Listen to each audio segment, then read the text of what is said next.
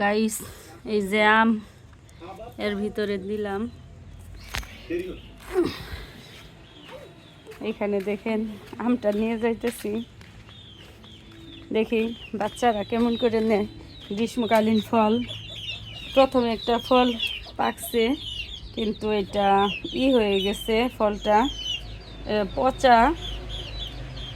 ভাবলাম যে ফেলে না দিয়ে বাচ্চাদের খেতে দিতে পারি, দেখি বাচ্চারা কিভাবে নেয় এটা। দেখি বাচ্চারা কি করো তোমরা, ধরো। এই যে দেখেন বাচ্চারা, ওয়াও, সবাই একদমই করে দেখেন কিভাবে খাচ্ছে। বাচ্চারা বড় হয়ে গেছে, ওরা শব্দ করতেছে, দুই একটা বড় যেগুলো দেখতে পাচ্ছেন ওইগুলো শব্দ করতেছে।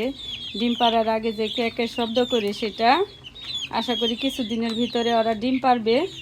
দেখেন ওইখান থেকে এর ভিতর থেকে নিয়ে, হাতার ভিতর থেকে নিয়ে চলেই গেছে।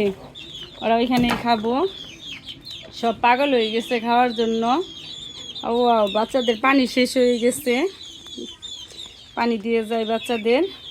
দেখেন ওরা কিভাবে খাচ্ছে, কোনো কিছু ফেলে না দিয়ে মুরগিদের খেতে দিবেন।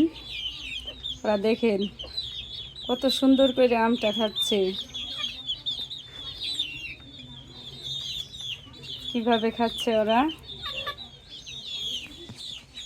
ভালো থাকবেন সবাই।